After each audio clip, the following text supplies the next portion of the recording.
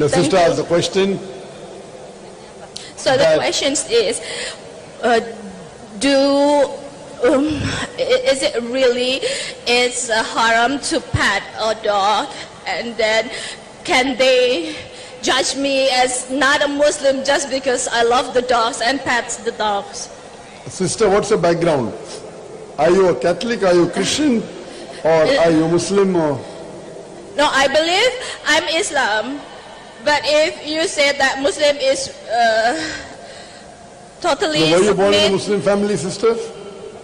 But I don't think they're really... No, were you born in a Muslim family? Yes.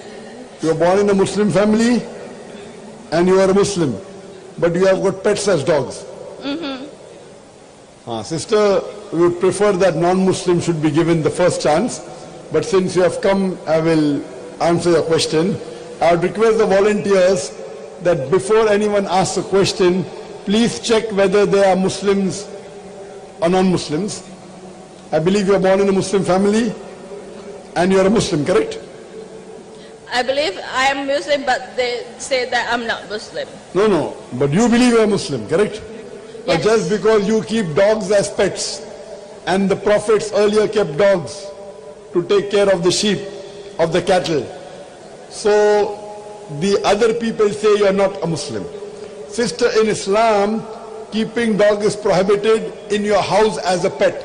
But keeping a dog for hunting is no problem. As a guarding your house, no problem.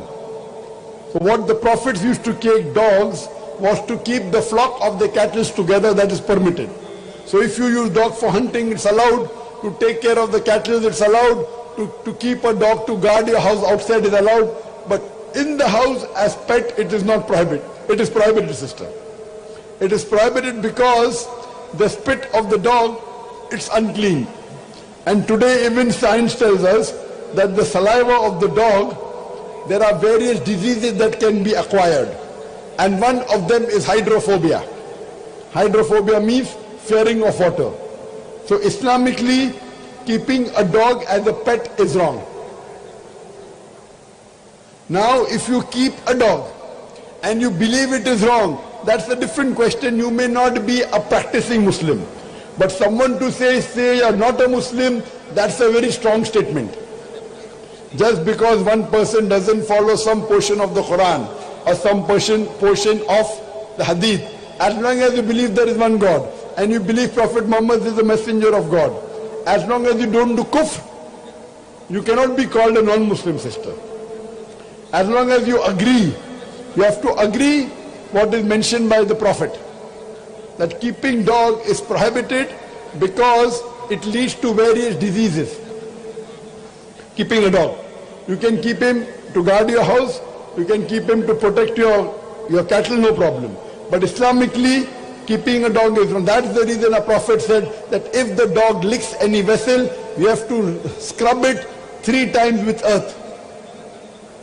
And today science says that even normally if you wash a vessel which the dog has licked, the germs are yet there. Only if you clean it with the earth does it go away. So imagine a dog comes into your house and he licks everywhere, he licks you and you are praying in that house. So but naturally it is filthy, sister. So Islamically to keep a dog as a pet in your house is prohibited, sister. Hope that answers the question. Okay, thank you. But outside is okay, right? Outside as dog for hunting, for protection, not as a pet. For guarding the house. Guarding the house, no problem. But not that you have to allow him to lick you. Yeah. Or to play over you. If we pat if them... you pat the head.